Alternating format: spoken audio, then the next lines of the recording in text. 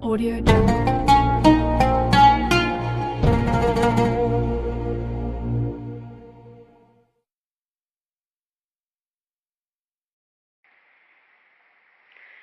Sebagian orang arifin berkata, sesungguhnya Allah mempunyai hamba-hamba yang mencintainya.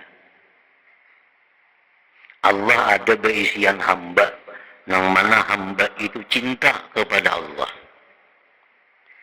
Dan mereka merasa tentram kepadanya, kepada Allah. Maka hilanglah dari mereka rasa sedih atas yang hilang dari dunia.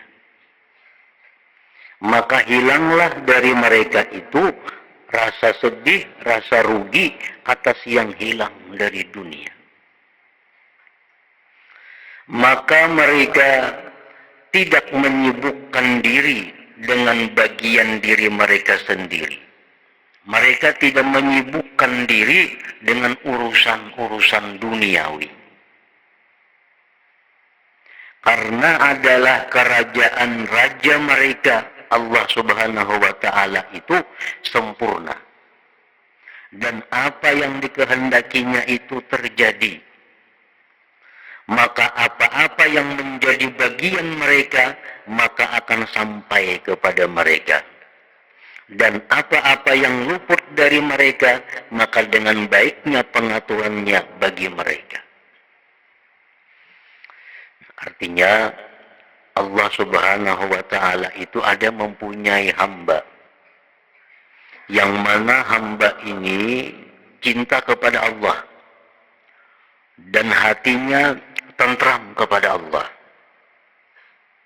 Hamba ini menyibukkan dirinya hanya dengan Allah, dan ia kadang menghiraukan kesibukan dunia, karena dia meyakini bahwa sesuatu bagian dunia yang ditakdirkan Allah untuk dia pasti sampai kepada dia. Sesuatu yang tidak ditakdirkan Allah kepada dia, tentu itu kebaikan yang diberikan Allah kepada mereka.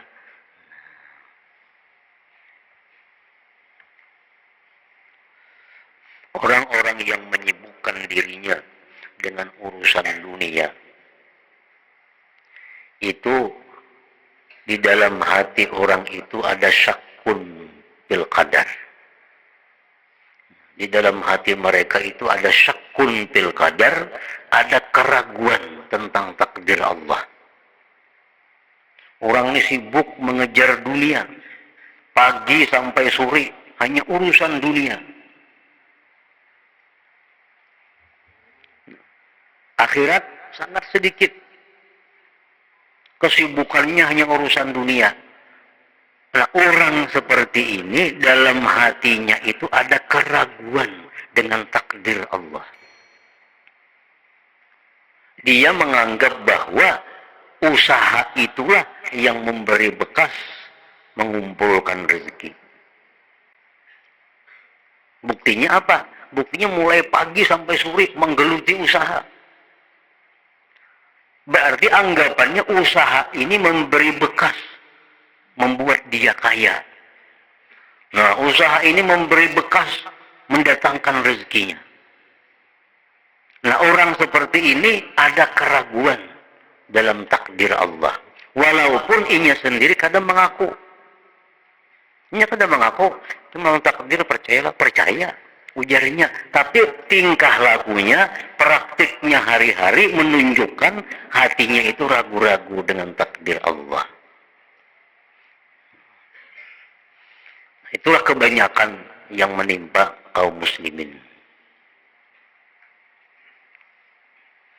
Kaum muslimin, muslimat, begitu mati, dikubur, tuntung bulikan dikubur, itu banyak dikubur itu sudah beralih membelakangi kiblat. Padahal waktu diandak dikubur tuh bujur-bujurnya menghadap kiblat. Kan mayit tuh dikubur, malam diperiksa, rata-rata beralih posisi membelakangi kiblat. Artinya apa? Orang ini matinya kada membawa iman.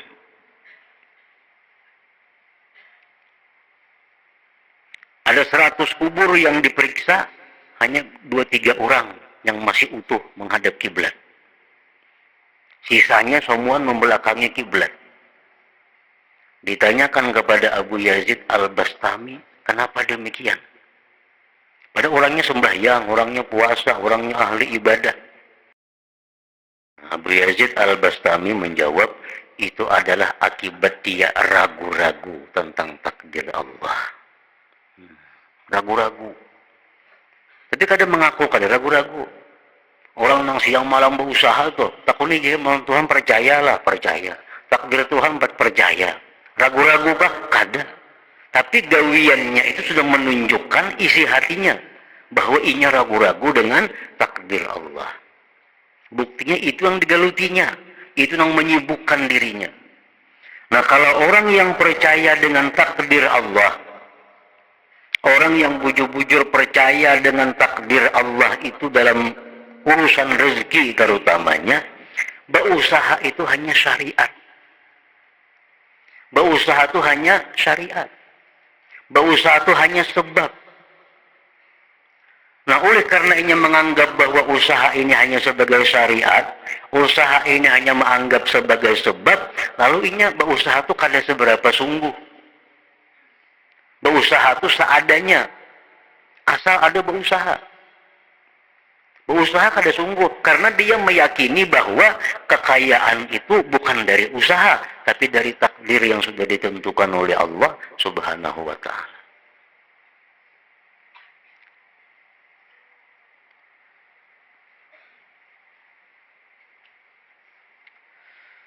Nah, mereka-mereka itu orang yang cinta kepada Allah, mereka yakin bahwa barang apapun yang sudah dijatahkan Allah untuk mereka pasti sampai kepada mereka.